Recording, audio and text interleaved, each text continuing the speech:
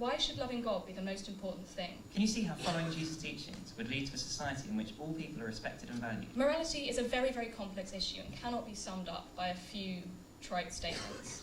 Somewhere in heaven there's a great big list of what's good and what's bad, and somewhere at the top there is being the perfect Christian, and somewhere down here there's being an atheist, and somewhere down here there's being a really, really bad atheist. He says everybody kind of knows what's good or bad, precisely because God has written it on our hearts. If everyone is equal because they're made in the image of God, this gives a firm foundation for human rights. But I'd argue that being able to do a comparison between good and bad doesn't necessarily imply that this sort of list exists. The movement of a society's morality cannot necessarily be towards something better unless there is an objective better. Christianity is an objective morality. It believes that there are teachings laid down that we should follow without question.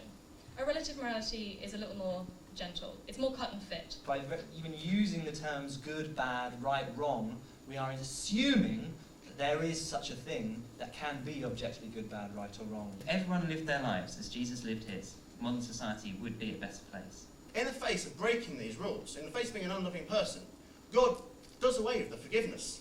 At the very end, if you don't ask for it, that's you, that's gone. Your final point, with no repentance at the end, all over. We're going to start with the CU, and we have Gareth giving us his opening statement. Gareth, would you like to introduce yourself? Hey. My name's Gareth. I'm a third-year chemist, and I'm going to be doing the opening statement. So, Gareth, you have 10 minutes for your opening statement. Thank you. So, thank you all for coming today. Hopefully you'll find what both sides have to say interesting and informative. So, everyone has a morality, and not all moralities are the same. To take an extreme example, some people would say, I assume, it's morally justified to rob a little old lady. We all think this is morally wrong, but why? There's a danger we assume everyone shares our values. A quick look at the news will tell you this isn't true. Who's to say we're right and others are wrong? This is the context in which we're going to argue that a Christian morality is relevant in modern society. There are many possible interpretations of Christian morality. Now, we don't mean the way individual Christians live. I'm sure we can all think of examples of Christians who've done terrible things. By Christian morality, we mean a code of conduct derived from the life and teaching of Jesus Christ. Now, there are differences among Christians in how to interpret Jesus' teaching, but we're going to be sticking to the basics. To be relevant, something has to be closely connected or appropriate to the matter in hand. I'm going to assert that a code of conduct derived from the life and teaching of Jesus Christ is both closely connected to and appropriate for modern society. To begin, we're going to suggest two ways in which Christian morality is closely connected to modern society. Firstly, according to the 2011 census, 59.3% of people in the UK describe themselves as Christian. Now, obviously, we're not suggesting all of these people are actively following Jesus' teachings, but it does seem that a Christian morality must be closely connected to a society in which the majority of people claim to be Christian. The second way in which Christian morality is closely connected to modern society is found in our history. As I've said, there's a danger we assume everyone shares our modern values. But where do these values come from? Well, let's look at society before Christianity and the Roman occupation. Roman society, for all its strengths, had a form of entertainment involving killing people and animals in barbaric gladiator shows. It left disabled infants out to die because, as one writer put it, many Romans felt it was pointless to prolong lives that could prove to be a practical and financial burden on the rest of the family. Why do we find this morally unacceptable now? Well, one could argue that what changed was the introduction of Christianity. For centuries, many advances in society came from people whose Christian worldview led them to care for the good of everyone. Christians founded hospitals to care for the sick, started schools to educate the poor, argued for the abolition of the slave trade, provided homes for orphans, many more things. This led to modern society, valuing the dignity of every human being, individual freedom, and public service. These things were driven by people trying to live according to the life and teaching of Jesus Christ. We can safely say that a Christian morality is closely connected to modern society. The more interesting question, I suppose, is whether it's appropriate for modern society. I mean, we'd agree that caring for the poor and vulnerable is good, and these things may well have been championed by Christians. But do the teachings of a Jewish man from 2,000 years ago apply to our lives today? We believe, as Christians, that the life and teachings of Jesus are relevant today, just as much as they were then. Hopefully, after we've discussed a few, you'll agree. We're going to start with one of the most famous of Jesus' teachings. After talking to people about many things, Jesus summarises what he's been saying. So, in everything, do to others what you would have them do to you, for this sums up the law and the prophets. You might say, isn't this just the same as every other religion? Well, not quite. I could use a long list of examples to show how no other religious or philosophical tradition quite matches up to this. But I'll stick to just one. Possibly the most famous version of this rule is from Confucius. He said, "Do not do to others what you would not like to yourself. Then there will be no resentment against you, either in your family or in the state." This is similar to Jesus' statement, but notice it's negative. It says do not do rather than do, and it's motivated by personal benefit. Buddhism and Hinduism have similar rules to Confucius. Of all the many examples, Christ's golden rule is unique in that it fulfills all 6 of these criteria.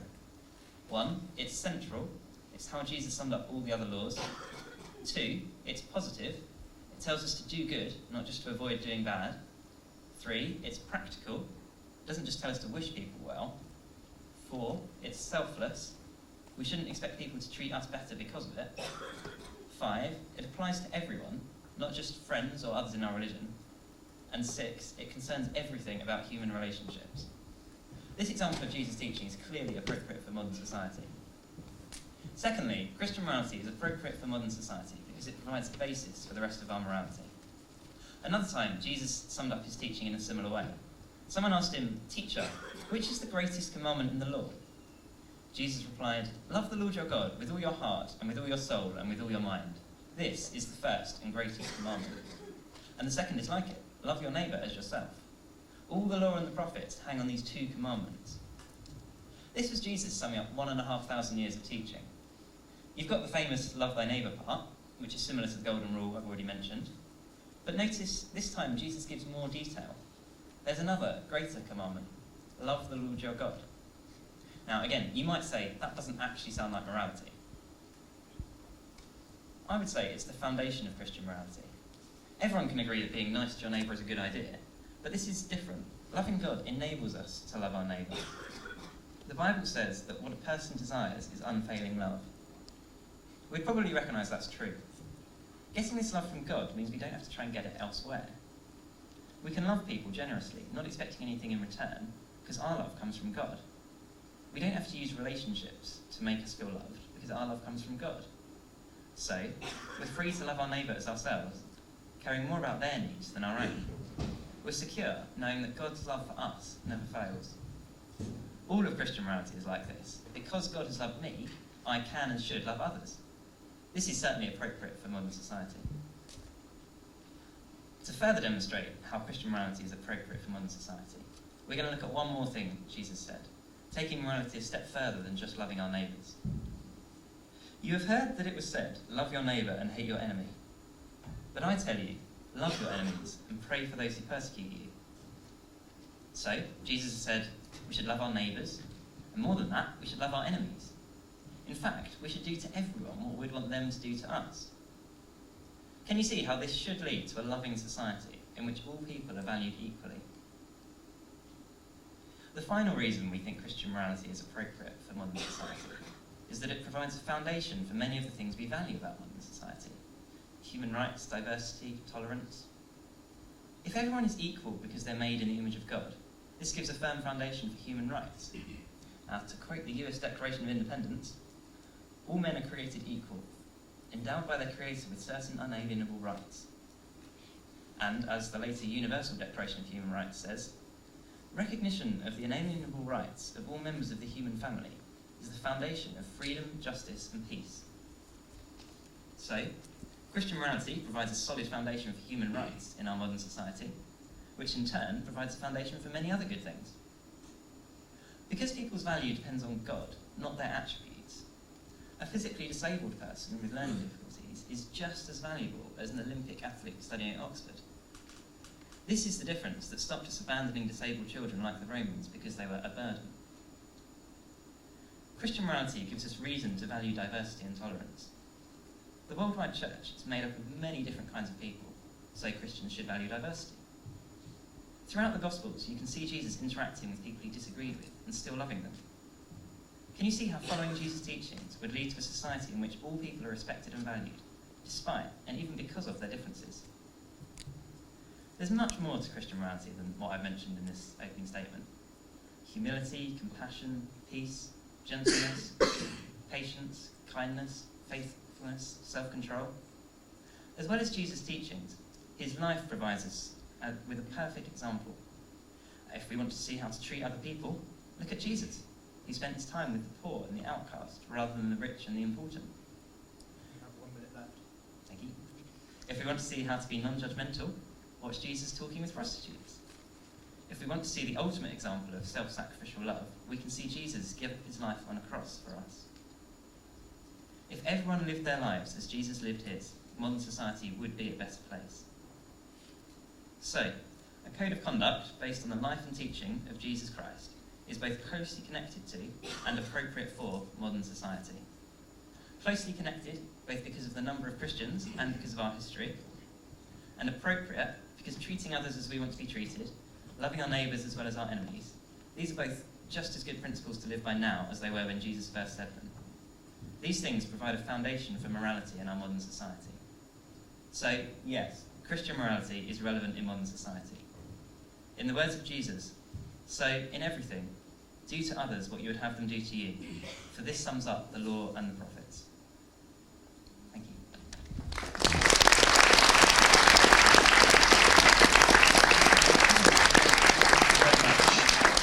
As I invite Olivia to come and bring the Atheist Society opening statement, I did forget to mention the hashtag #SuSuDebate that we'll be using this evening, so feel free to contribute to that. Thank you.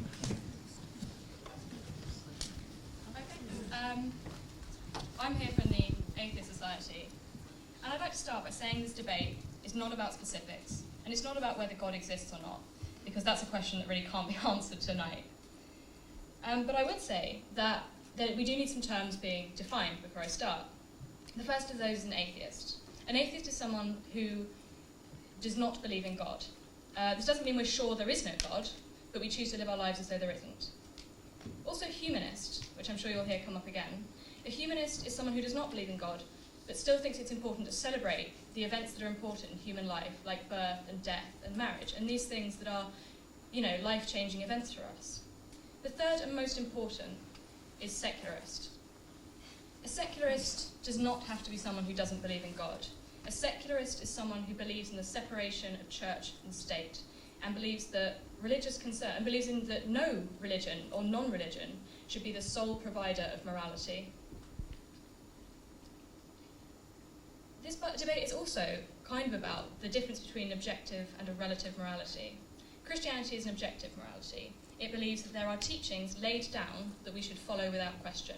A relative morality is a little more gentle. It's more cut and fit, saying that there is no source of morality, but, what society feels is right, and what, I believe you're all moral people, and I expect that you feel inside you have a moral compass. Some people think that comes from God, but I believe that we all have that. And I would like to go back a long way. That morality is something that does predate Christianity. It predates teachings. Let's look at animals, for example. Almost all social animals have been observed to help those in need. There are reports of blind elephants being led around and their herd fellows making loud noises to warn them of predators. These are individuals that can't contribute in any major way, but are still looked after.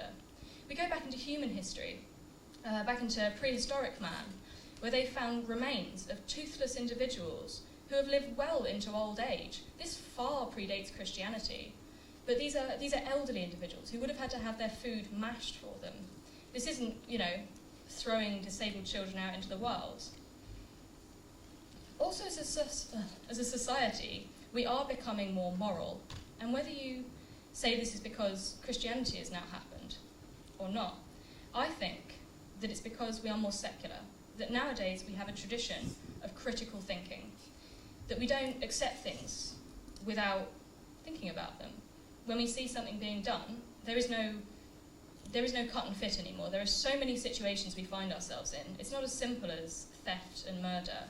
You know, we face these moral decisions every day, and we are being taught by science and by education, you know, by the fact that education is available to everyone. Everyone is being taught the faculties to think critically about the world around them. And I think this makes us more moral. Some statistics. I'm sure my Christian Union fellows know that there's a statistic that says per capita, Christians give the most to charity. This includes church giving though, so take it with a pinch of salt. However, atheists give the most blood. They are the largest group for giving blood. And a funny one, on dating websites, atheists are actually the most honest.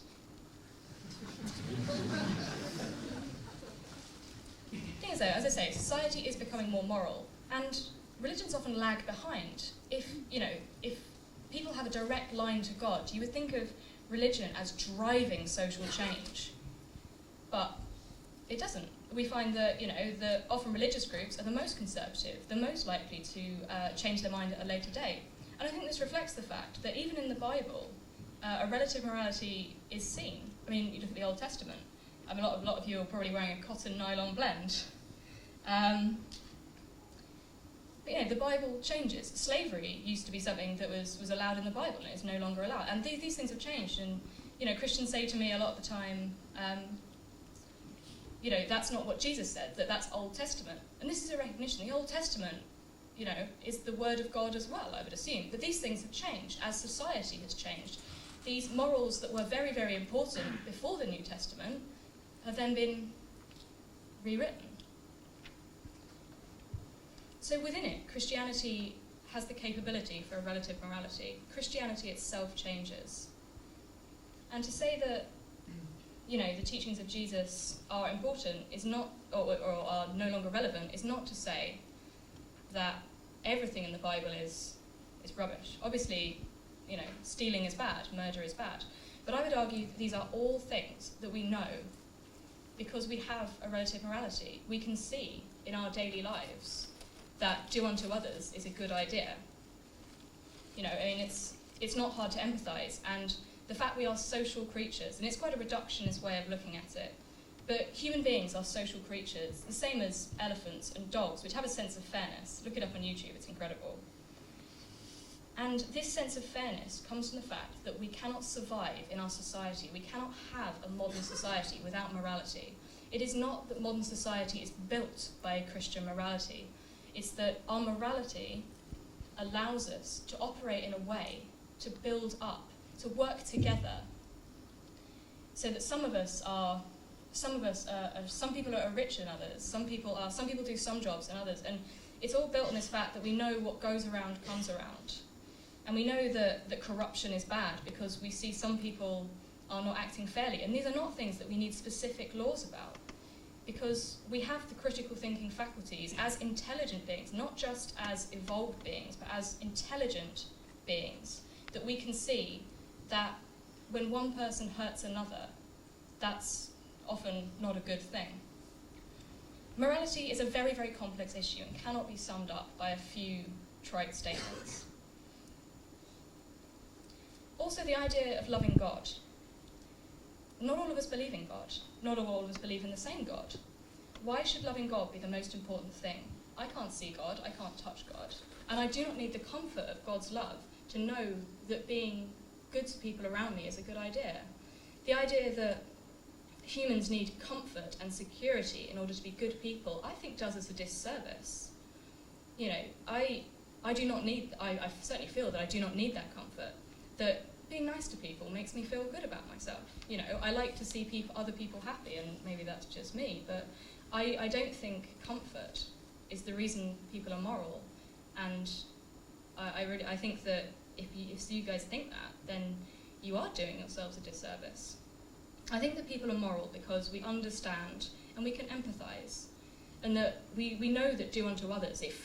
That statement feels very right for me, and it's something I would certainly say that I follow. Not because Jesus said it, but because I can empathise with my fellow human beings. And that, when you hear about poverty, it makes me think, what if that was me? And that makes me go and give blood and, give to charity as well. And charity is not necessarily just a Christian thing, and there are a lot of instances in which, you know, religious charities have been shown to be selecting against the groups that need it most, marginalised groups, prostitutes, people who've had abortions. You know, these individuals are the people who need it most. Sex workers are so marginalised by society, and they're often the groups that do not get help because they do not follow the Christian morality. And I think that I find that morally reprehensible, if I'm entirely honest. And I don't think that Christianity, I don't think that's doing unto others. And I think that often the idea of an objective morality can be so easily twisted. Starting from this point of view of an objective morality is inviting in the idea of corruption, because as long as you can show it satisfies 1, 2, or 3, or however many laws, you're home free. Whereas a relative morality can take each situation as it comes. It can weigh up the pros and the cons and find the best solution. And that's what we're here for. That's what morality is for, to find the best solution. To find the solution that helps the most people and helps us grow and helps the society exist. Of course, not all parts of a Christian morality are wrong, but as human beings, I think we need more than that. Thank you.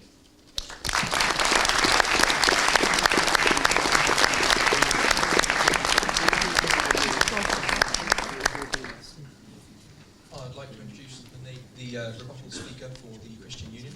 This is Jeremy.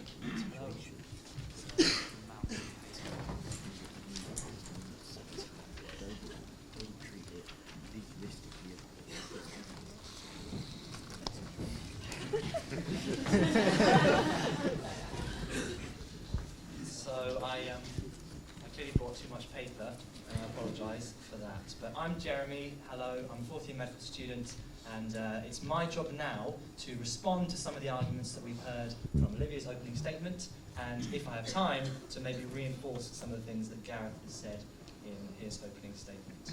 So I think we've just had a very insightful and very clear, and also very interesting, summary of the state of our morality here as a society.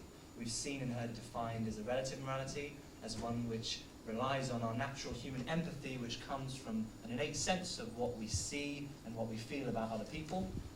And we've seen it defined also as one which is moving towards a better state of morality based purely on those things. I think those are all very good points. We've also had lots of other things that I hope I'll be able to deal with. Please forgive me if I summarise something in a way that you disagree with. I will try my best to be as fair and also as concise at the same time as I can be. So,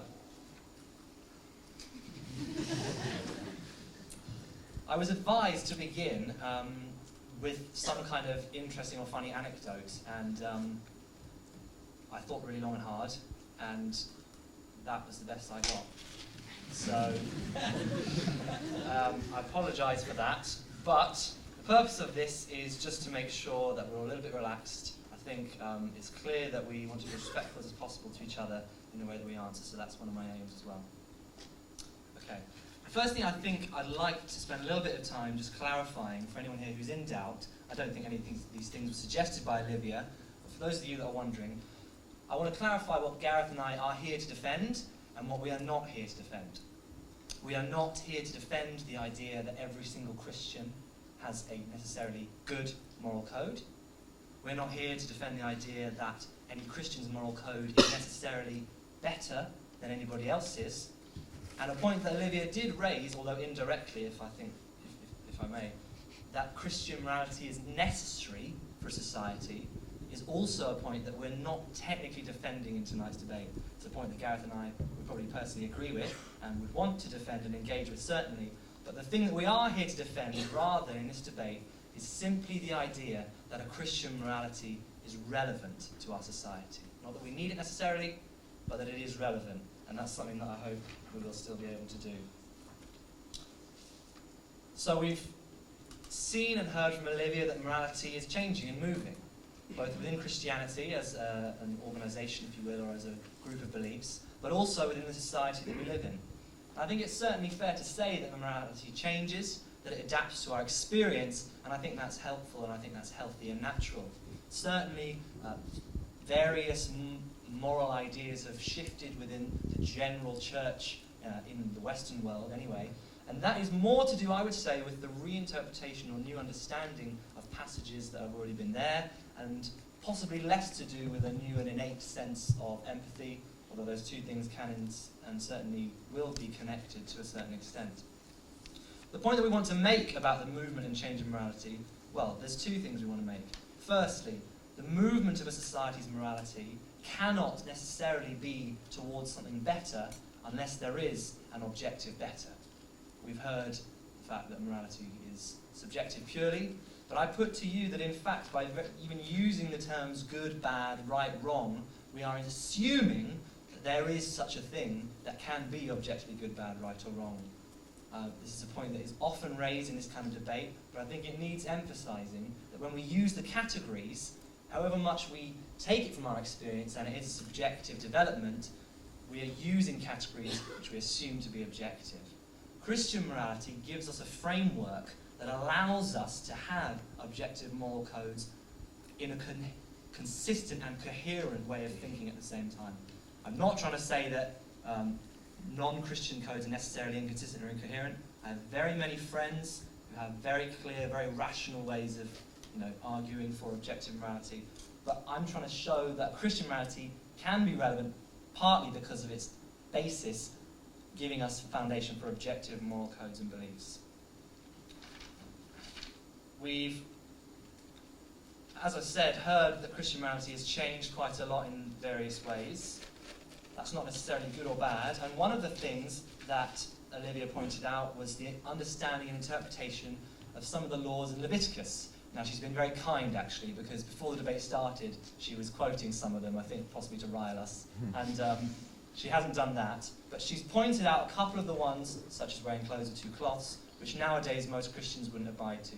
Now again, that is more to do with interpretation and less to do with a kind of not to do with a sort of personal feeling that these things need changing. In fact, the Levitical laws, when we analyse them, represent the written portion of a covenant made specifically with the Jewish people thousands of years ago, which is not intended to be universal, is not intended to be permanent, and in fact, which God in the Old Testament in Jeremiah quite clearly states that he is planning to override. This is Jeremiah 31, verse 31.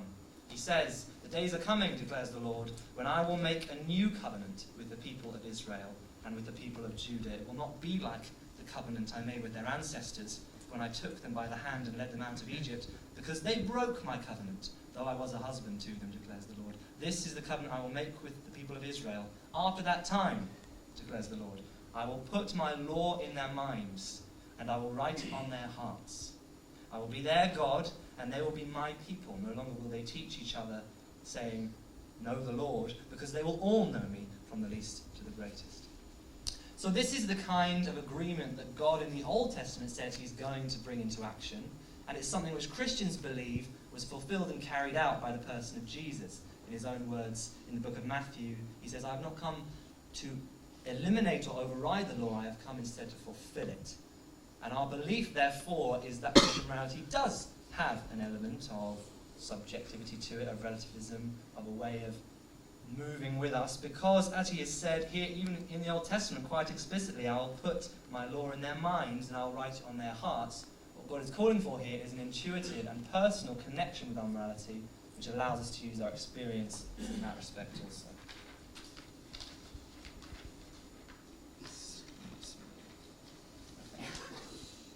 Something else that we have heard from Olivia is the idea, and it is a good idea, as we said, that we don't necessarily need Christian morality in order to be good people, in order to move in good directions as a society, and in order to make sure that we're doing the right thing. Well, we would certainly actually probably agree with that point. We don't think it's necessary for an individual person to be a Christian or to be trying to follow Jesus, to be good, or even to know necessarily what is good or bad. As we just heard from Jeremiah, and also as Paul says later in the Bible, in the book of Romans, he says everybody kind of knows what's good or bad, precisely because God has written it on our hearts, and precisely because God is wanting us to move towards a better and a good morality. Very briefly, we heard the mention of slavery, the fact that the Bible has been used to justify slavery, that is true. Gareth also pointed out that actually the first people in the society to try and override that particular way of living were also using the Bible to justify that.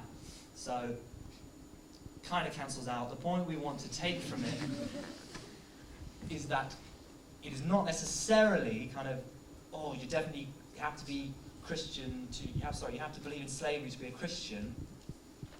That's not true. The truth is that it's certainly possible to interpret the Bible in many ways, and that it's possible also to have a morality which we consider good and therefore relevant for our society. I'm very sorry I keep flicking. I have a lot more notes than I need, but that's just how it goes. All right.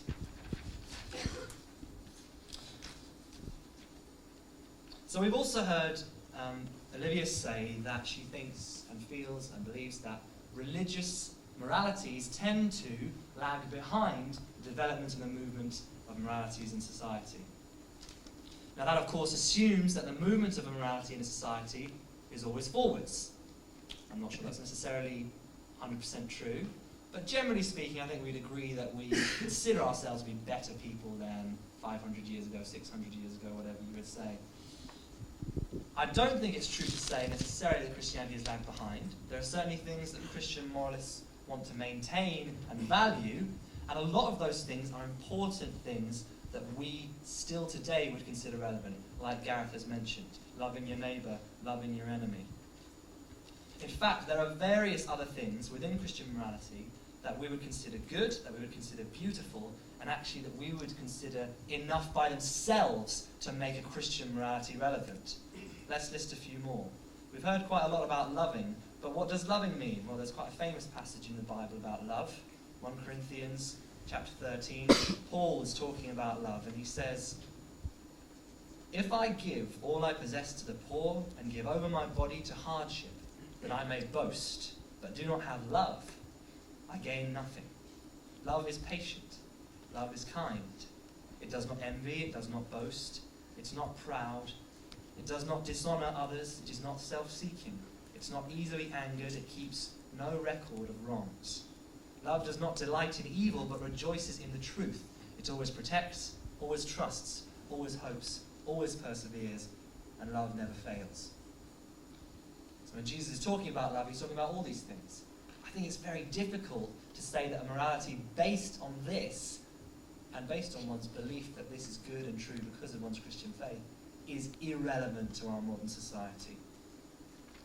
Paul also goes on to say that you will know if a person has a Christian morality because of the way that they live. Something else Jesus mentioned in one of the many sermons that he gave was that a good tree will bear good fruit. And Paul goes on to describe this fruit in his letter to the Galatians, chapter 5, another very famous passage. He says, you can taste whether a person really is following Jesus, and this is how you know. The fruit of their life and the fruit of the Holy Spirit, which is love, joy, peace, patience, kindness, goodness, faithfulness, gentleness, and self-control. And he even says, against such things there is no law.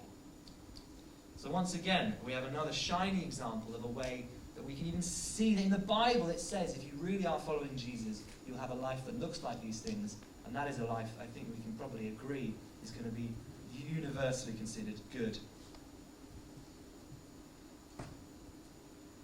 Another possible way that we can see Christianity benefiting our society, Christian morals I should say, not just Christianity, is the emphasis on forgiveness. In preparing for this debate, I was discussing with a good friend of mine who is a very thoughtful, very considerate and very eloquent atheist, and he said, you know, I really think it is relevant because in our society we don't talk enough about forgiveness. In fact, we seem to live in a culture that values and even praises getting your own back. It's all over Facebook, isn't it? Notes on the plane, or, you know, splitting up with your ex and doing something mean. Little fun ways to get your own back. And actually, I think that it's fair to say a morality that encourages us to forgive, and in fact, once again in the words of Paul, not to repay evil for evil, but to repay evil for good, is a morality that will lead us to a society which is far more wholesome, far more accepting, far more loving and generous than the one that we live in today. Okay.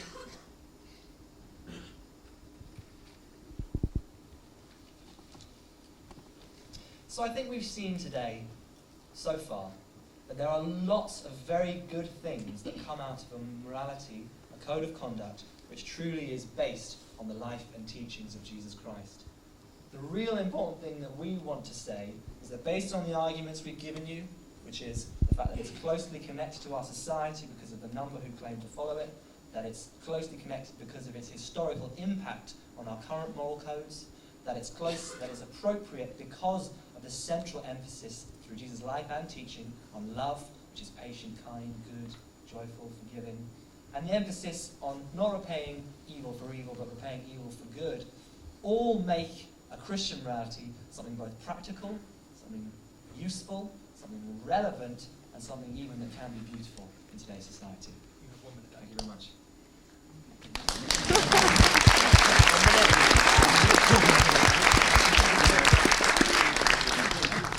And now for the Atheist Society rebuttals, I'd like to invite Elliot to introduce himself and speak. Thank you. Hello. If you didn't catch that, I'm a bit loud often. I'm Elliot, and I'm going to be rebutting the Christian Union's very well-made points. I'd like to thank you all first for coming, because I think the core of our belief as atheists is the need to question our viewpoints, and that no one viewpoint is above reproach, and no one viewpoint shouldn't be inquired at. I think, first off, I want to make a point.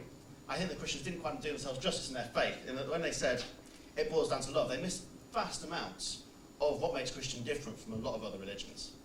I think love and love thy neighbour is a core of vast amounts of faith and religions, and even in humanism and atheism, and it's very common. And I think Christianity definitely goes beyond that and has a far deeper sense. And I think this comes down to a few points, but before I go on, allow me just to structure what I'm going to say a bit. First, I'm going to defend the freedom to inquiry that you lose when you decide that you have an ultimate authority figure, in this case God, in other religions, other positions. Second, I'm going to argue that in order to say something's relevant, don't we have to also ask whether it's effective? For all that we're saying that this may be connected to modern life, and it may play very good points about modern life, if the Christians we look at around the world are doing bad things, then is it really doing anything? In what way can we say something's relevant if people can know all this stuff and go on to do terrible things? This means I think the acts of individual Christians are really worth looking into, because if the world isn't improved by them, then in what way is our moral compass improved? Second, I'm going to make a quick point about the connectedness to our modern age. And finally, I'm going to ask whether it is in fact relevant. So first off, I'm going to look at, if you just allow me to turn the page, whether Christianity really encourages the sort of free inquiry that we need to develop a moral code. We look at issues such as gay marriage, such as stem cell research, such as the scientists that have been persecuted over the years by large religious groups. And many of those scientists have indeed been Christians. I'm sure my friends on the Christian Union will retort. But at the time, many of them were fighting against the church. They were coming up and saying all sorts of things. And they were saying about evolution, the church is against them. And this goes on to this very day. And in the face of people who believe that they have it absolutely right, and God would tell them otherwise if they weren't getting it right, how can you truly look at morality and ask questions about it and develop? To start with, the Christians made a point about, I'm sorry to refer to you as the Christians, like I do honestly think these are good people. I've spoken to many of them. It's important when we look at the great moral developments of the past 2,000 years, that only in the last 200 years, so that being an openly atheist has been a really acceptable thing to do. So many of the moral developments from the Roman times wouldn't have ever been attributed to an atheist, and would always have been attributed to, and would have been attributed to someone who would have claimed a belief in God, because it would have just been truly too dangerous to do so otherwise. They might not have agreed with Christianity at the time. Being a Christian has been dangerous many times as well. But being an atheist is incredibly dangerous at times, and it's only been recently that you've been able to attribute this at all. But I do acknowledge that Christianity has had a role to play in British history, and in many countries' histories. A lot of our moral development has been in some ways inspired by the church, but the question we're asking is it relevant today? So, the argument they're coming from here is that the golden rule and love is the key message behind Christianity. And it's important to remember what this set of rules and these commandments are backed up by their all-loving God. In the face of breaking these rules, in the face of being an unloving person, God does away with the forgiveness. At the very end, if you don't ask for it, That's you. That's gone. Your final point with no repentance at the end. All over.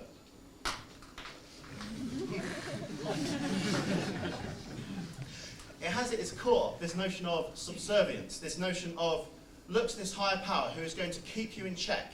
And if at the end you don't meet up to this standard, then you're going to hell. And whether you're going to go for a fire and brimstone interpretation, or you're going to go for a more modern approach of a separation from God and getting what you asked for, is it still not incredibly cruel if this notion of love and this loving God is then separated from you at the end for everyone who doesn't agree to their particular set of codes?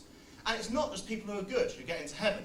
The Christian Union's guide to their, I forget the word they give to it, but their guide to what they believe, states very clearly that you must accept Jesus Christ specifically in order to get into heaven, and everyone else faces damnation.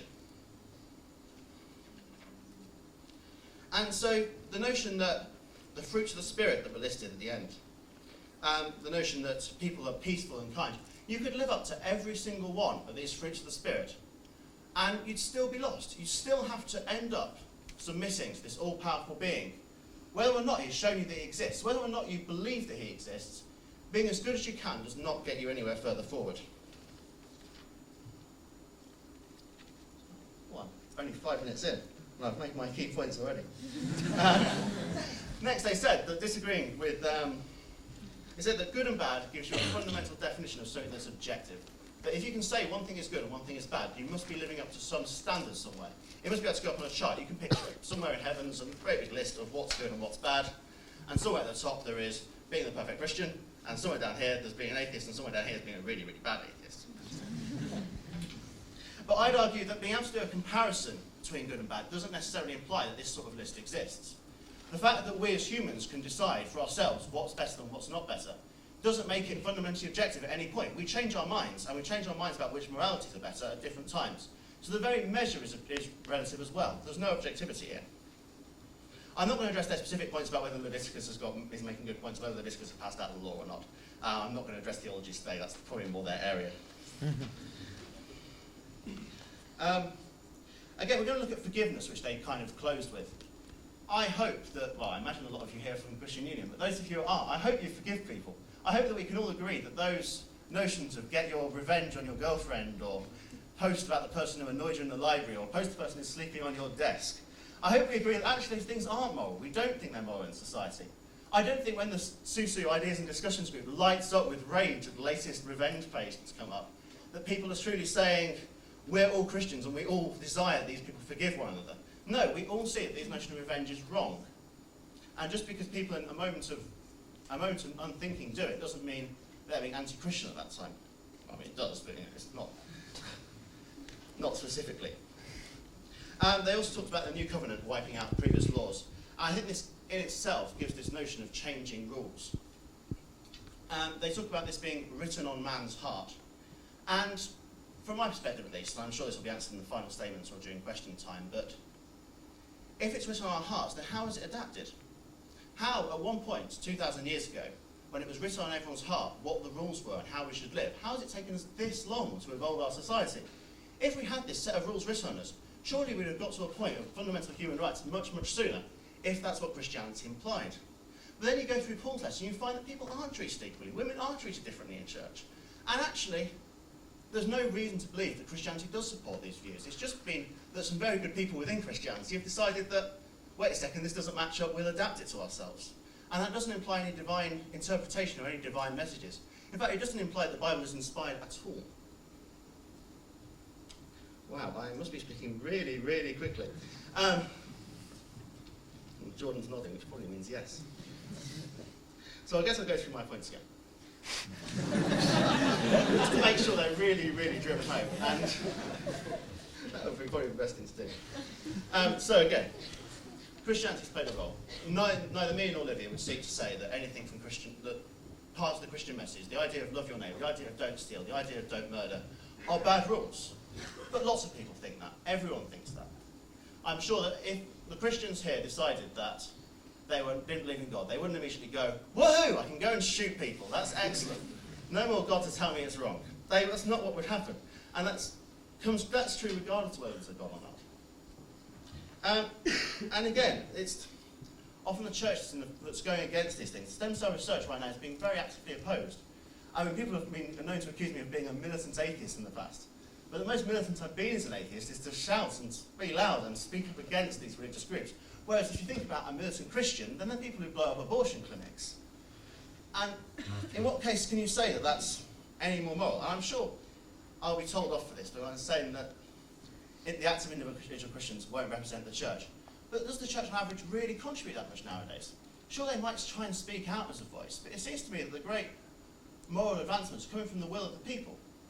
The UN is made up of groups from all sorts of nations, often which many will be Islamic, many will be Hindu, Christian, there will be ones with secular constitutions, like the French government, like the US government. And at their core, when they came together, they all agreed on a set of universal human rights. And often these are states that have not been inspired by Christianity at all. Again, this notion of a paternalistic God that you have to love above all else, even above loving your neighbour. Surely it's more important to each of us, I'm sure all of us here think it's more important to go to people who are in need and help them than it is to go and make sure you're saying your prayers and being subservient. Even if saying your prayers and being subservient might be even if helping people might be classified as doing the work of God, it's still this notion that you must be continuously looking up there. Again, we've got, I won't say it again, I've got another point. Excellent. Marginalised groups. Olivia touched on this very briefly, but a lot of the Christian charities aren't living up to this notion of everyone being equal. And indeed, in our own student union, there are large groups that the Christian union groups are split up into an extent that shows that they're not all welcoming. We've got 3 or 4 different students groups that are dedicated to Christianity because they have fundamentally differing views on who they should accept. And once we've got this, does this really point to a faith that's really accepting of everyone? I don't think it is. And I think that the very nature of this is showing us that as atheists, we welcome people of all sorts of groups of people. We have Christians come along to our sessions quite regularly, and to be fair, as atheists, we come along to your sessions as well. But we haven't felt the need to divide. And I think by accepting we're all humans and not choosing to define ourselves by which, in my opinion, imaginary being we decide is in charge of it all, we can come together and move beyond this Christian faith. So, is it connected? Then yes, I'll agree that to some extent it's connected to our history. I'm sure the census data says that, yes, 60% almost are claimed to be Christian, but that doesn't necessarily link back to people who actually go to church or actually follow any of it. But I'll concede that it's connected to our modern life. But I wouldn't concede that it's relevant. It seems to me that a faith that's fundamentally built on subservience to a higher power, that in its past has such terrible atrocities, and even to this day has terrible atrocities, points to a faith that just fails to be effective at improving the moral condition of people. And so therefore we just have to move beyond it. That doesn't mean we have to wipe it out, I hasten to add. As I said, I'm not here to come and burn the Christians or tell you all to throw away your Bibles. But I think for the vast majority of students at this student union, and I think for probably the vast majority of people in this country, the old message left behind 2,000 years ago by a group of people living in the middle of a desert is just no longer relevant to us. And we can move beyond it and form our own moral decisions. And I'll leave it there before I repeat myself again. Thank you very much.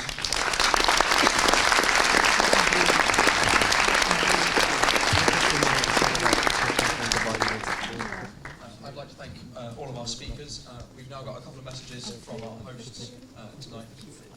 Oh, sorry, getting ahead of myself. Yes, we have the 5-minute closing statement from Gareth with the CU.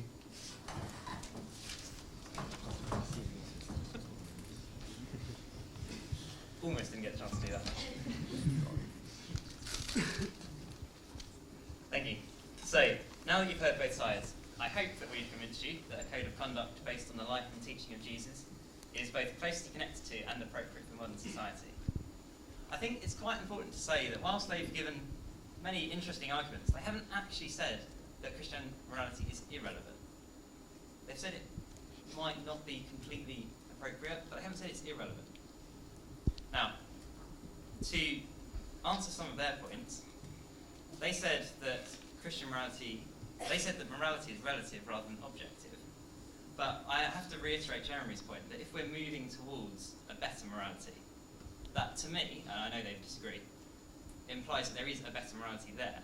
There is some sort of objective morality. They also mentioned how Christianity has rewritten itself over time, and I think Jeremy gave a good defence that was promised in Christianity. There was more to come when the first bit was written. They mentioned that we don't need Christianity because the morals are written on our hearts, or we know morals inside. And they also said something interesting. They said it was a difference between I would still do moral things if I didn't believe in Christianity, and I would do moral things if there wasn't a God. I think we're not trying to say that you need to believe in Christianity to be a moral person. We're just trying to, well, we could say, although that's not the point of this debate, that Christianity, a God, leads to morals. They also said that Christianity lags behind. We would reject that. Some people's interpretation of Christianity might lag behind, but I don't think Christianity itself does. So,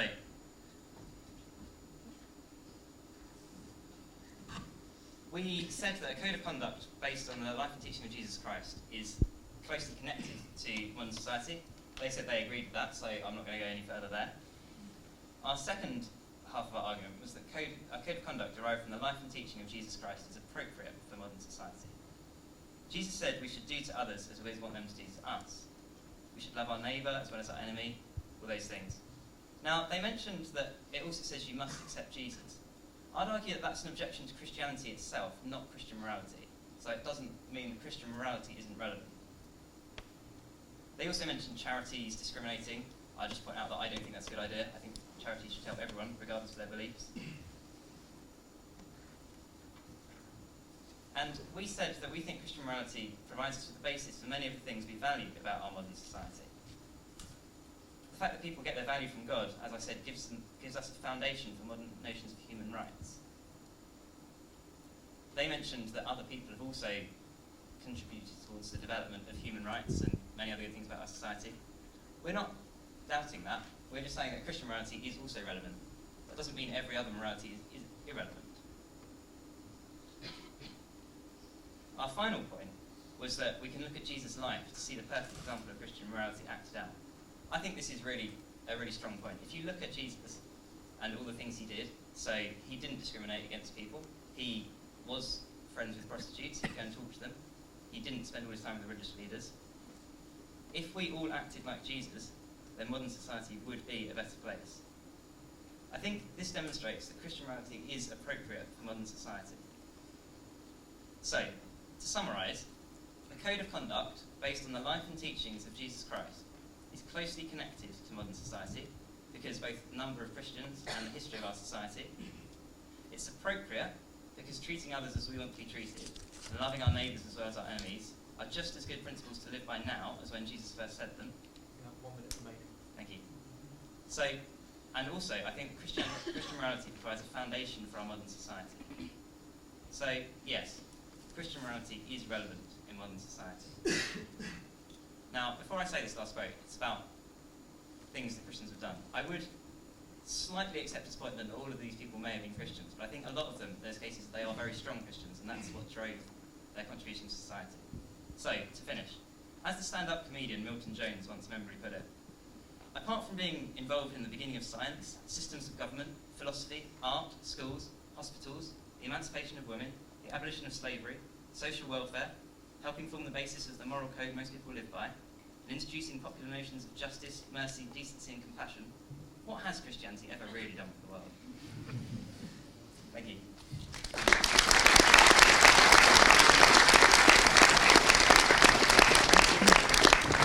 And finally now we'll invite Livia to bring the Atheist Society closing statement. On the point of relevance, I would say relevance is not the same as good enough. An objective morality says that dogma is a good thing. It says that following a book above all things is better. And this provides such a framework for evil, whether your dogma comes from religion or from political ideals. Dogma is never a good idea. All it does is teach us to accept without thinking. And admittedly, there are lots of good things about Christian morality. But, as Elliot made the point about effectiveness, how many are following this?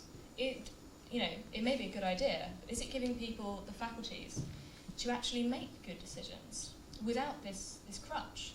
And we don't hit situations all the time that can be easily answered. And does Christianity really give us the faculty for making it. And I say that makes it not relevant, because in a complex society, we need to be able to make good decisions. And if we aren't, the best morality is one that exercises those muscles every day, not one where we can fall back on do unto others. Really think about it. If I was going to put the basis of a good morality, though, it would be on this faculty of critical thinking and about the ability to assess the freedom of others, which is not something that's always been put forward by Christianity. If you look at the current struggles for gay marriage, women bishops, I mean, those women of you in the audience, your devotion means very little. It doesn't matter how much you love your God, you're still considered second to the men in church. So freedom is the really important point here. Freedom is what we should be looking at, that people can live their lives in the way that makes them happy, because what else is there? And I don't say we're moving towards a better morality. We're moving towards a society where people can do what makes them happy. And that doesn't mean that, I'm promoting any kind of hedonistic anarchy. This is one where everyone can live the best life that they can. And not necessarily, from the best life morally, that they can be the best people. Because, we're not all good people all the time. These hate groups on Facebook and, revenge porn, they are not good things. And we know that. And, but recognising what is moral and what is not. People who do bad things often feel guilty about them. And it's that guilt that keeps us moving. And guilt, as much as empathy, is something that informs our morality. Because we know what is moral and what's not. We know when we've hurt another person. And that is the basis of do unto others at the end of the day. But I'd like to say again, relevant is not good enough. Dogma is not good enough. We are not given all the rules we need for life. And we do need to think about things. And we need to teach our children and each other to think about things critically, to help people not be the best they can be in the eyes of God, but do the best they can for others, to enrich their own lives, not at the expense of others, but to bring others up with them. You talk about all the good things done in the past. Yeah, good people exist. We can look to Bill Gates, who gives more than half his income to charity every year. He is good without God. And whether you look to Christians or to atheists or to Hindus or Muslims, there are good people out there. And good people exist in all religions, in all walks of life. People in terrible situations can be the best people ever. And yes, I would say that Jesus, as he is written in the Bible, is often a very good role model. But that doesn't make him the only role model, or necessarily the best role model. Especially a man who lived 2,000 years ago may not be the best role model for modern life. And we can take these things. We can take different, we can think critically. We can criticise Jesus. We can criticise Bill Gates. It's this critical thinking that allows us to make moral decisions. No one is perfect, and no one should be made to be perfect. But when we're all... Thank you. But when we all move towards a happier life for everyone, a freer life for everyone, where people can love who they want to love, where people can pursue the livelihoods they want to pursue, this is a better society. Not a better morality, but a better society. And this is what I'd say that a secular morality can help us achieve. Thank you.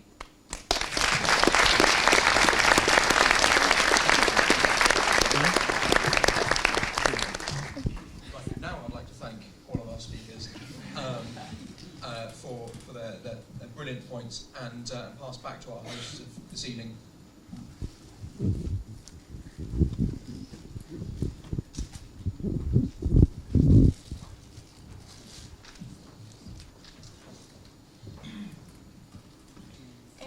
Thank you. I hope you all enjoyed that. Now we're just going to tell you about a couple of events that each of our societies are going to have coming up. So we're starting next Monday. We've got a fantastic event. We've got our first social semester, which is a cocktail night. We're also having some great events for you. We've got the AHS convention, which is a national convention. Got all sorts of great speakers: AC Grayling, who else? Simon Singh, Richard Nolan, philosopher, Andy Hobson, and it's an absolute bargain. It's a really good event. Get to meet atheists from all across the country, so that's really fantastic. And we're having our Reason Week in the end of March as well, which will be absolutely fantastic as well.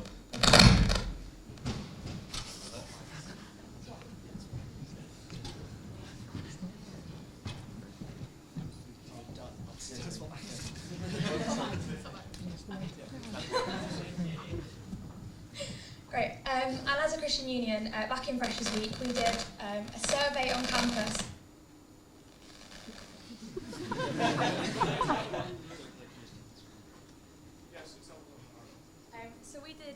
survey on campus about what your objections were to Christianity, what things that you found difficult, and based on your answer to those, we put together a week of talks at lunchtime to tackle those objections, and then in the evenings we'll look more in depth at what the Bible says and how it's relevant to our lives.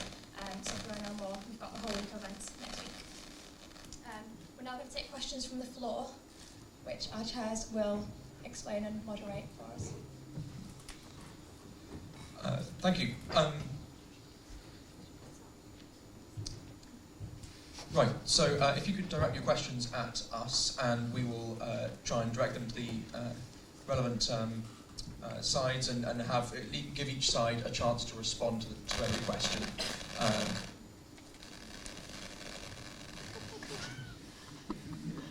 Thank you. Hello? All right. Do I have a mic or just show? Okay. One of the main tenets when I was growing up as a Christian, and growing up in church, was the concept of free will. The reason why there is sin in the universe, the reason why bad things happen, the reason why we can make this choice and this glorious gift that God has supposedly given us is free will. What I'd like to ask you, because this is related to morality, this is where I think the bedrock of morality comes from. What I'd like to ask you is, as an atheist, I am now out of that argument because I choose not to believe in God, because I choose not to believe in heaven, not to believe in anything else out there but who we are as a planet, who we are as a universe. I am excluded, despite how I live my life, I am excluded from your heaven, from your God. Even though I have denied him, surely your God's love should preclude anything that comes from my exercise of free will. Can I ask you how you answer that? Thank you for the question.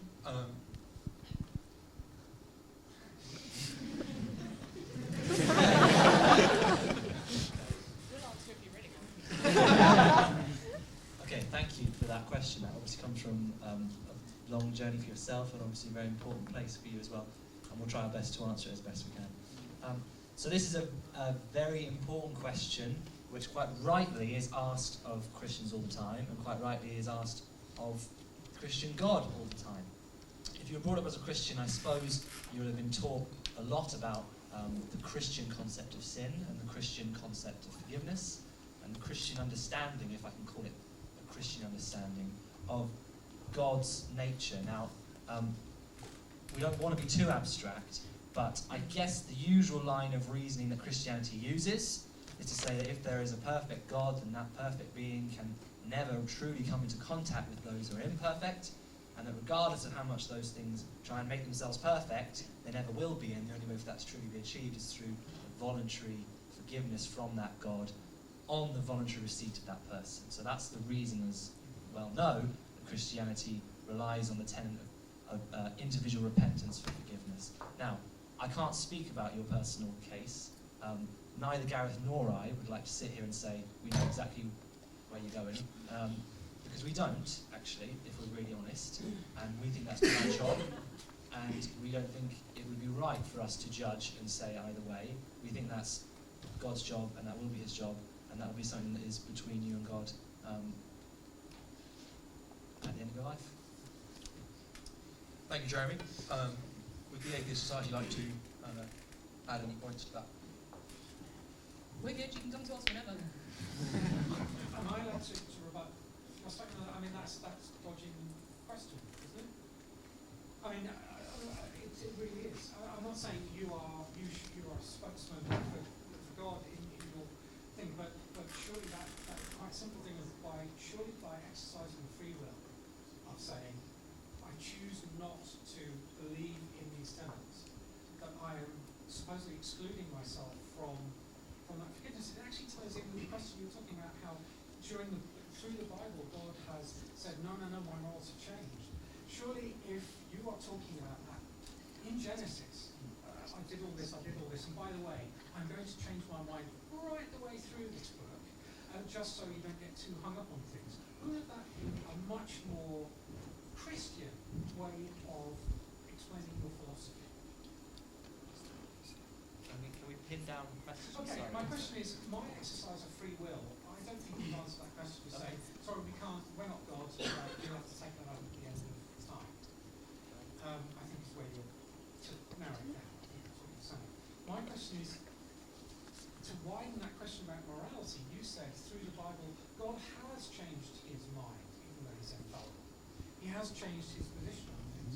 I'm saying, if you are truly infallible or truly gracious, why don't you say at the start, when you're starting to communicate with your beings, why don't you say, by the way, this is going to be a rolling set of rules, we're going to have some good stuff that's going to be relevant here, but then 2,000 years down the line, it's all going to change. So don't get too hung up on it. Because, you know, people get burnt and drowned and lots of things like that.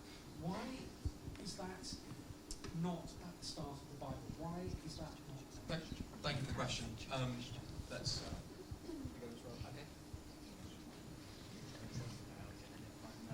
Okay, so the second part of the question is about some of the Old Testament laws, for those that didn't hear, saying that if God was going to change his mind, was going to alter which laws were applicable, why didn't he say so at the start? Wouldn't that have saved a lot of trouble? Wouldn't that have saved a lot of bad things going on? Wouldn't that have made the whole thing a lot easier? Have I understood the question right?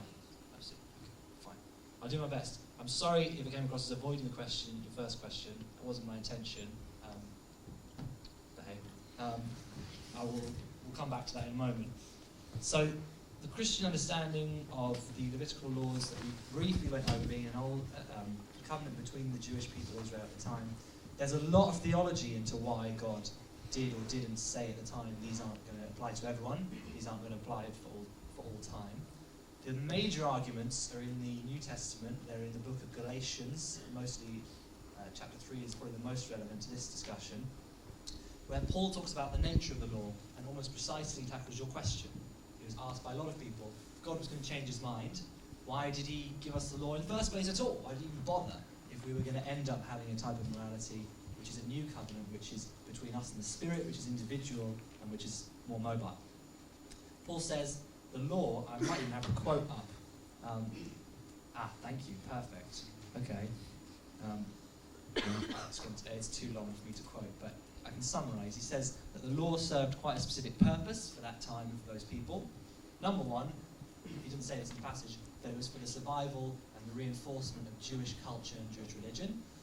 But also, he says that it acted as a guide, as a servant, in theory, that's actually the word he uses, as a kind of preparing the way for the new morality, preparing the Jewish society to be ready to accept Jesus. And in fact, he even goes on to say that deliberately they were made difficult laws so that people would see they were unable to live perfectly by their own means. Okay, so that would be my answer about why God didn't say he was going to change it.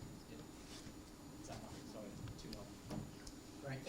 Have we got any? Oh, I'm seeing lots of hands up. We've got a runner with another mic. Is that still happening? Can we take the question from the top right-hand corner, and we'll work our way across?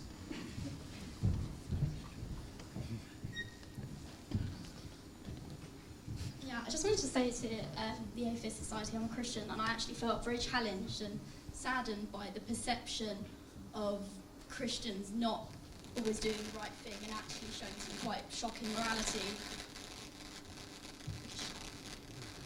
And that just really challenged me, actually, so I just wanted to say that.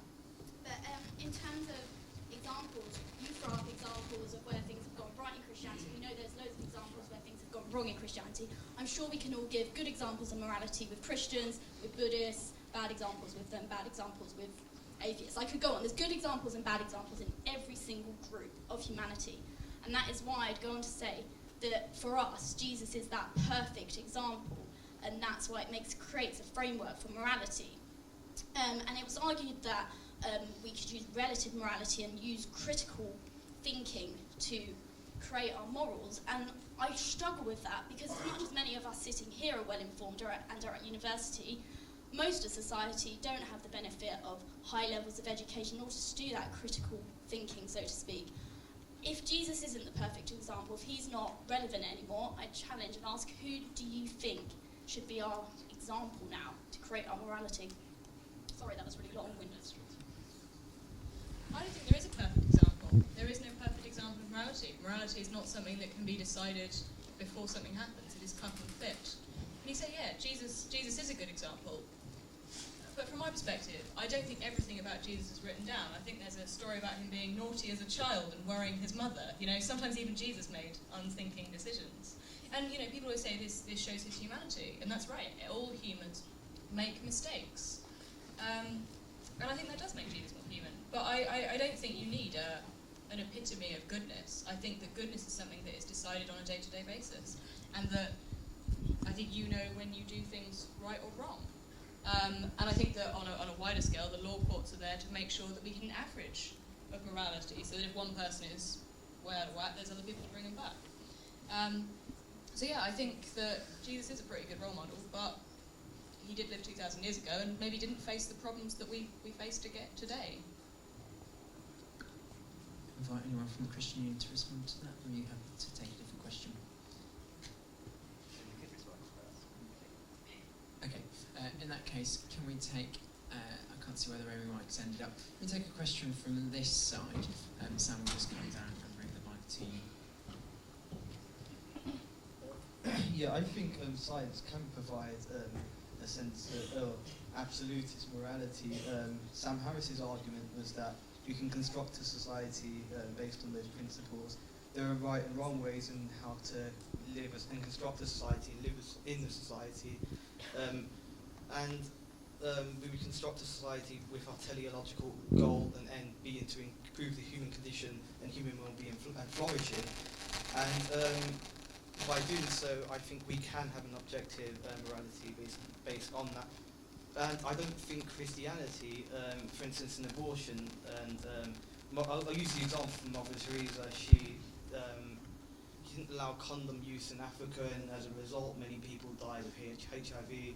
Abortion, Christians aren't allowing people to have abortions, and so that's not a really prudent and effective way in how to construct a society. So based on my absolutist morality, based on scientific principles, I think Christians are actually harming and doing a lot more harm to society than they are good. What would you say to that? So to answer your last point first, I think you've picked a couple of examples which you could argue are Christians harming society. I mean, I would say there's many more examples of Christians doing good. So to take, I'm trying to think of your. So your examples were abortion. Mother Teresa. Oh yeah, and yeah. So to take your example of condom use in Africa first. Personally, I'm not a Catholic. This is one of the things that Christians disagree on. I don't see anything wrong with condoms. Seem like people are representing HIV to me. So, sorry, I didn't. Yes, there are many examples. With abortion, again, I don't want to make it seem like I'm representing all of Christianity. I think it's really an issue of when you think life starts, and therefore who you count as human. If you're trying to create a morality, as you say you are, to benefit all of humanity, if you consider the fetus to be human, then that would affect your view on abortion. Yeah, so I think that fits in with trying to make a objective morality that's beneficial for all of humanity. Can I come back to that point? Actually, you say that you think they are... Before we come back to you, we'd actually like to give Deb an opportunity to respond. And we have got lots of questions coming forward, so I'm sorry if it feels a little abrupt as we go from question to question, but we are going to kind of try and move to as many people as possible. I would refute any kind of absolute morality. As I said, people do good things, people do bad things. But I think absolutism is always a bad idea. And this idea that science can give us an absolute morality, I think is a very dangerous idea, and I think it does invite dogma. I think go back to the previous point I made to the previous speaker about how we have to make these decisions as they go along, and maybe there is some kind of morality that scholars in rooms could really sort out. But I don't think it's really relevant to everyday people in every day, and I don't think that it's really required, or even maybe even not even a good thing. I'll be really brief. I would like to point out what atheism here, as I'm sure I actually know all three of us have just answered are atheists, is that there's quite a diversity of views. My precise views on morality differ from Livia's, and my views on morality differ very much from up there, but we don't have to agree on one definition of what morality is. We don't have to come into one unified group and declare ourselves for a team. We can come to these decisions ourselves and using our reasoning faculties, which I think is what we're all doing. Thank you. So, should we try and get the mic over on the back row? Oh. Just from the far back. Yes, at the back there. Hi. So, I personally don't doubt that you yourselves will have a good moral compass, as it were, but you're a lot more thought through on this than many people will be. And actually, the vast majority of the population probably aren't as well thought through. And that in mind, do you think that actually having an overruling guidelines, as it were, is beneficial as it kind of draws a line for people who perhaps aren't going to be as thought through about this?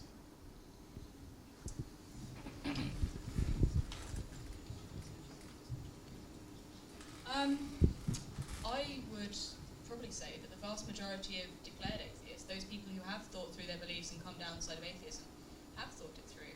I think that having this kind of these guidelines for people who don't really want to think about their morality is a really bad thing. I think people should be, thinking about your own should be a good thing. I think if there's one thing we should all do as human beings, it should think about what is right and what isn't wrong and how to treat our fellow man. I don't think providing people with the framework not to do this, with a moral crutch, to take away the responsibility of morality is a good idea. That's reducing accountability to a dangerously low rate. Invite the Christian Union to respond. Sure, okay. So yeah, I mean, we would definitely agree that it's not a good idea to have rules which you're so stuck in that it means you don't think about what you're doing. I also would probably want to add that we, as far as we know, most Christian churches would encourage people to engage in thinking very carefully about their moral behaviour. In fact, I'd argue that's probably one of the main discussions in pretty much every sermon. And critical thinking around the principles that are provided is definitely encouraged. I think, as you said, there is a big benefit in having guidelines, principles, which give you some shot in the dark when you're really not sure. I can tell you from my experience of medicine so far, there are lots of principles we use, which we pretty much apply to most situations because you often don't have the faculty all the time to think it through for hours and hours and years and come to a reasonable conclusion. In, as an example, an emergency situation where you have a morally difficult decision, do I or do I not treat this? One principle that's used is treat to save life. I mean, I know it seems obvious, but sometimes it really isn't. And actually having a principle that you go, okay, regardless of what happens, I do need to think about this a lot, but right now I have to make a decision. I'm going to go with the principle we have. Can be very useful and can be very beneficial, and Christianity can do that as well. Yeah, next question. The guy who's waving at me. This is just rest of the guy on the end. Do you want to wait for the mic? That's fine, I can do it without it. Whatever. Take the mic, You mentioned near the start of the debate that the concept of good and bad must be objective. However, you interpret the Bible from a subjective point of view, disregarding certain parts and accepting certain parts, according to, I assume, your rational thought. How can you explain this creation of objectivity through subjective interpretation? Thank you for your question.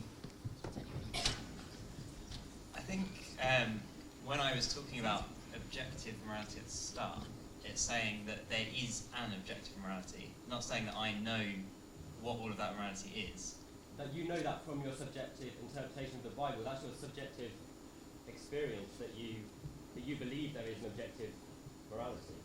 I believe there's an objective morality because that morality comes from God, who is objective. But that's my subjective, experience of the morality is going to be slightly subjective because I am not God. I can't know everything about it.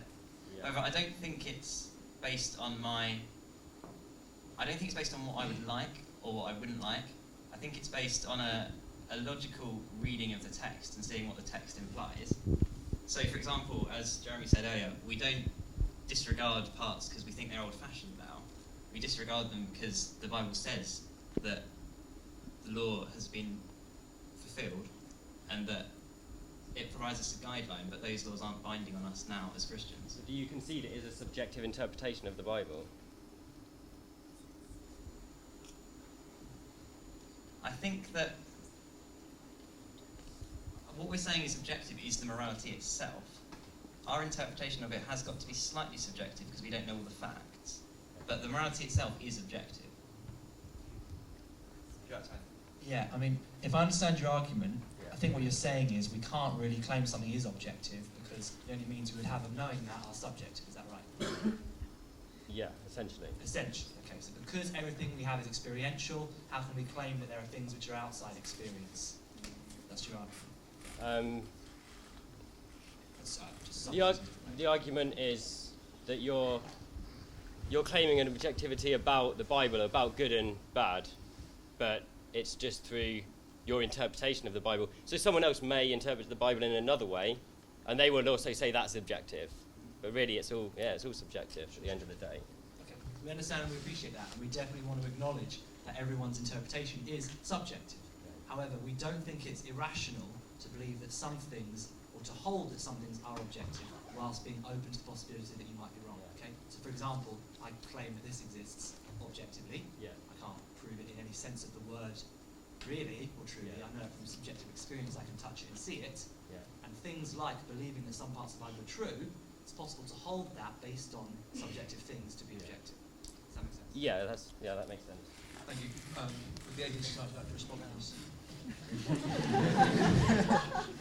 All right then, could we have a question over there, back row?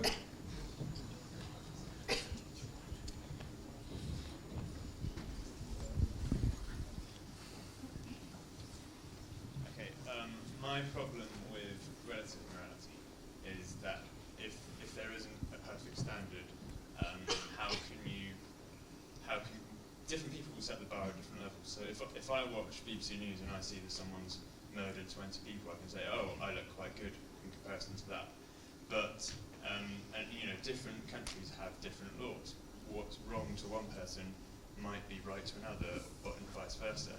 So I don't see, without a perfect example, how it's possible for everyone to progress in their moral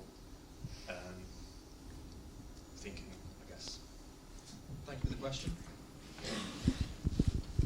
The point I tried to make, I don't know whether it quite came across, is that we don't believe there is an objective standard against which two moralities can be compared at all.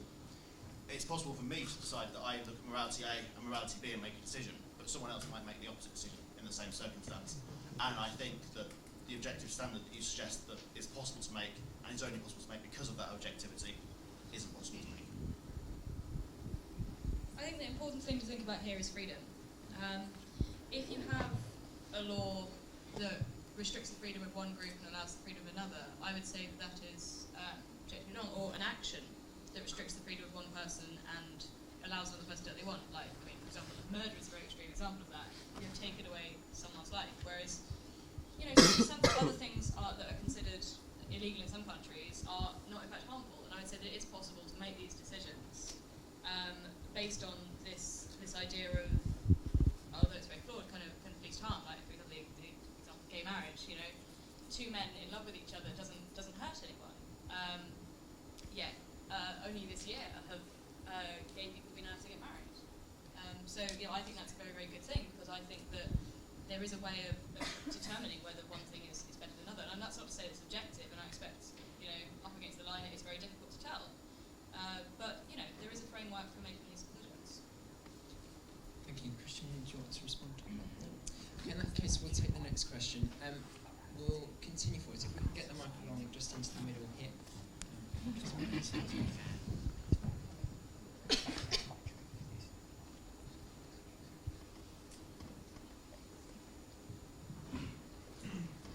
Everyone would agree that justice is important in modern society. So, with regards to vicarious redemption, which is central to Christianity, does the belief that you can pass your misdeeds on to another, taking away your moral accountability, make for a moral and just modern society?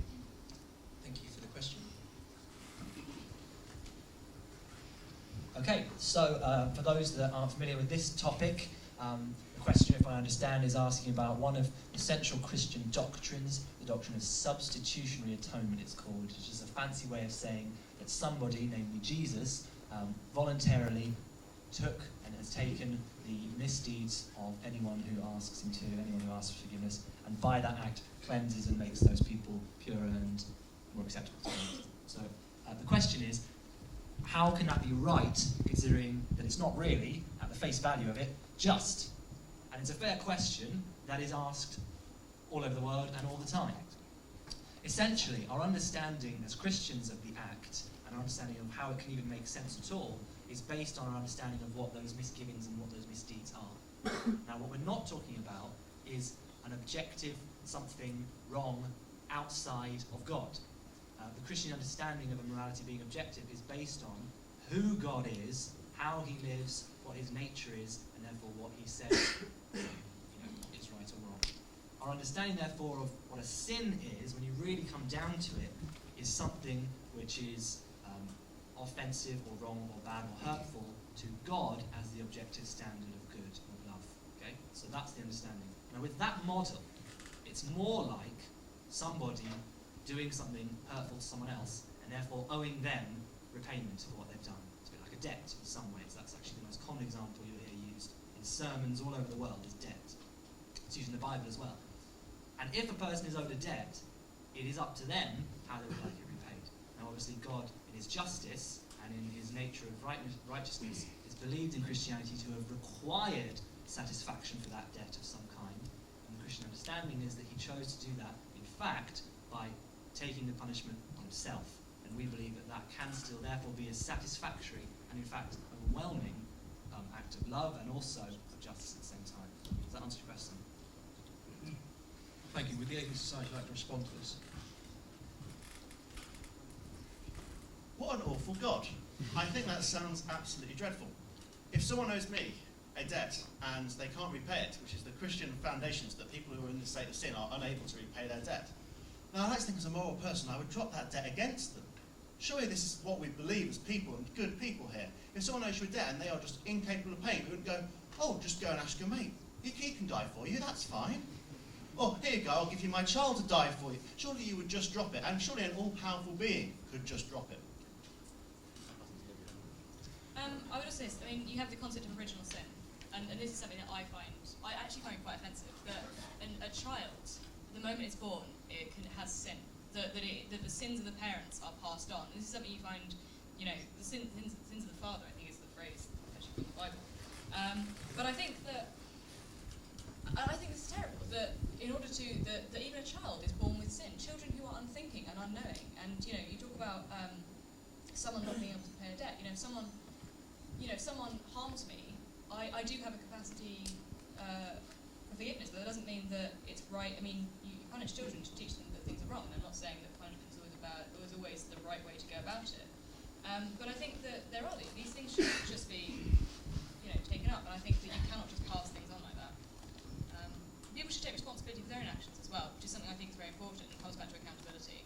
That it teaches people not to take responsibility. Okay, thank you. We'll move on to another question. Could we go on and Reg, could you just stand here on this side?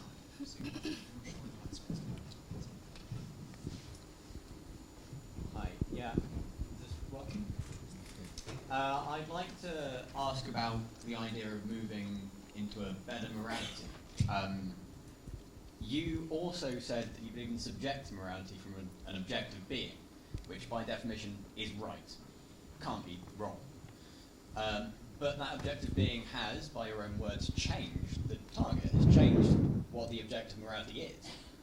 Now, if we were to reverse time and go instead from the Romans to now, go from now to the Romans, would the Romans think that their morality had become better? Because if they had, how can we say that we're getting better and moving towards an objective morality? How do we know it exists if it's been changed?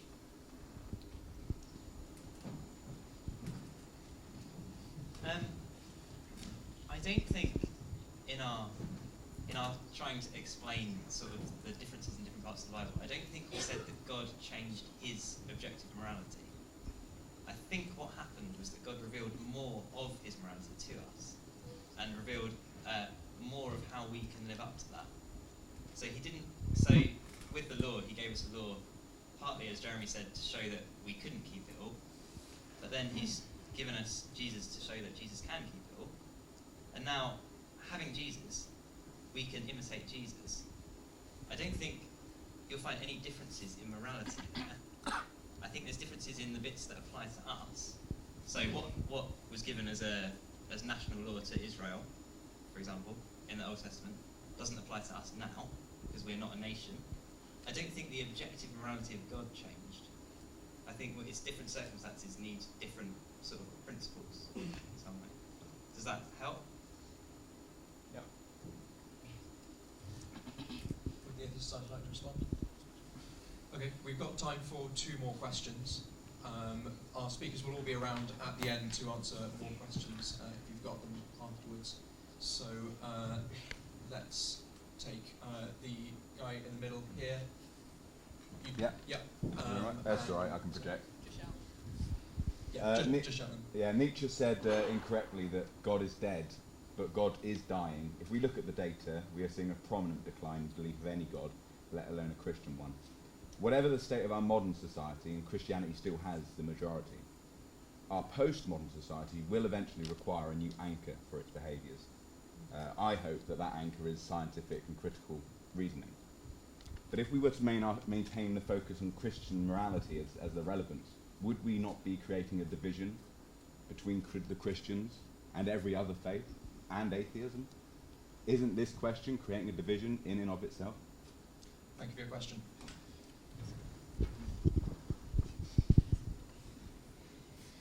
Sorry, do you understand the question? I'm just trying to make sure I understand clearly enough to give you a direct answer. Well, what I'm hearing is 2 sides of the same coin. Christian morality, as it stands now, forget the abortion clinics, forget all the bad things that are happening in Christian morality. Most Christians are good people. Most humans are good people. There isn't really much of a difference between your idea of Christian morality and your idea of secular morality. They're the same thing. But by asking the question, we're creating a division that needn't be there. That's my question to you. Should we even be asking this question as it's written? So you're saying that Christian morality might well be relevant, It's relevant but it's today. no different to secular morality? It's Or relevant today because most people are Christians. Okay. But our postmodern society will be one where Christianity is becoming less and less and less. And what I don't want to see is Christianity becoming the marginalised group. Because that will happen eventually. It's important. Whether it will happen is up for debate. It's important. Well, yeah. Yeah. We'll go. 2 points. I would say that the first is whether they are 2 sides of the same coin. I think the main difference here, and we may almost coincidentally agree on a lot of the same points, but it's the difference between objective and relative. It's the difference between critical thinking and accepting what you're told, which I think is not 2 sides of the same coin at all. I also say that you talk about Christianity being marginalised. Now, marginalised is quite a negative term. When you talk about a marginalised group, you mean one that is selected against.